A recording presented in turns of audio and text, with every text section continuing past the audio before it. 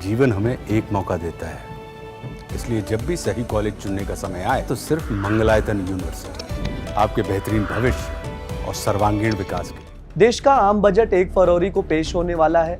इस बार भी उम्मीद की जा रही है कि टैक्स स्लैब्स को लेकर कोई बदलाव देखने को मिलेगा।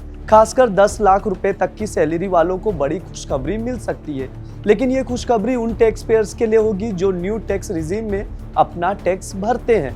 बजट में आम नागरिकों, खासकर मिडिल क्लास और हाई इनकम ग्रुप के लिए इनकम टैक्स में बड़ी राहतों की उम्मीद को लेकर देखा जा रहा है।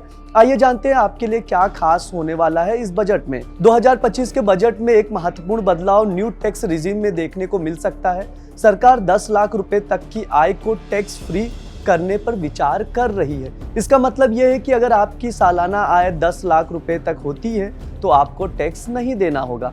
अगर ये प्रस्ताव लागू हुआ तो मिडिल क्लास को बड़ी राहत मिल सकती है और उनके खर्च करने की क्षमता में भी इजाफा देखने को मिल सकता है। फिलहाल अगर किसी भी सालाना आय वाले 15 लाख रुपए से ज्यादा है तो उस पर 30% टैक्स लगता है, लेकिन बजट 2025 में 15 लाख से 20 लाख रुपए तक की आय वालों के लिए एक नया टैक्स स्लैब भी पेश किया जा सकता है, ऐसी उम्मीद जताई जा रही है। इस नए स्लैब में टैक्स को 30% से घटाकर 25% किया जा सकता है। ये बदलाव खासकर उच्च आय वाले वर्ग के लिए राहत भरा हो सकता है और वे टैक्स की भारी दर से बच सकते हैं। हमने बहुत सारे सजेशन बजट में दिए हैं, कई हमने मेमोरेंडम दिया है।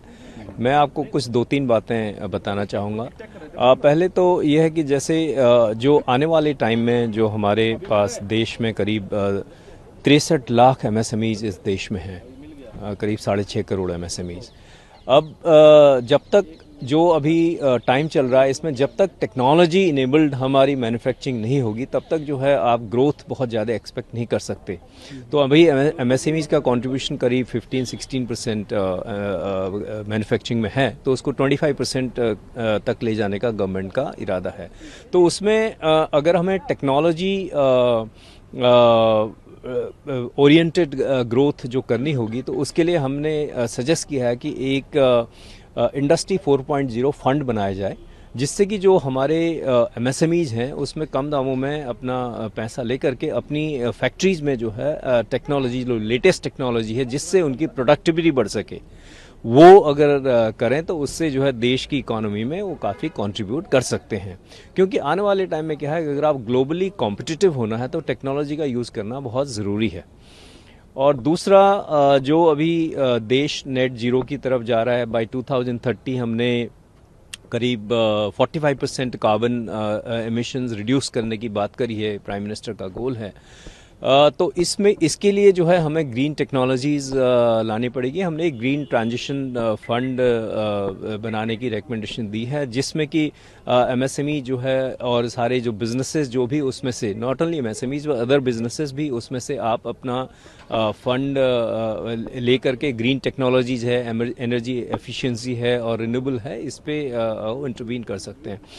और जो तीसरी बात है उसमें टैक्स स्लैब में चेंज करने की हमने बात करी है। आज 50 लाख से ऊपर जो है 30% टैक्स लगे और जो 15 लाख से 50 लाख के बीच हो करीब आपका 20 से 25% तक के वेरियस टैक्स स्लैब्स हों, तो जिससे लोगों के हाथ में पैसा आएगा और कंजम्पशन उससे बढ़ेगा।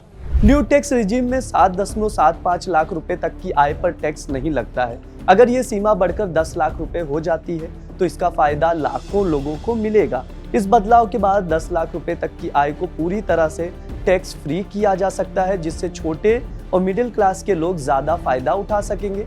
इसका एक मकसद ये भी है कि ज्यादा से ज्यादा टैक्स पेयर्स को न्यू टैक्स रिजीम में शामिल किया जाए। बजट 2025 में मिडिल क्लास को राहत दी जा सकती है। ऐसा करने से कंजम्पशन को भी बड़ा पुश मिल सकता है। इससे भारतीय अर्थव्यवस्था को गति मिलेगी। टैक्स छूट और स्लैब में बदलाव से लोगों के हाथ में ज्यादा पैसे होंगे, जिससे वे खर्च कर सकते हैं, जिससे अर्थव्यवस्था में और तेजी से विकास होगा। इसी तरह की खबरों को देखने के लिए दैनिक जागरण को सब्सक्राइब करें। शुक्रिया।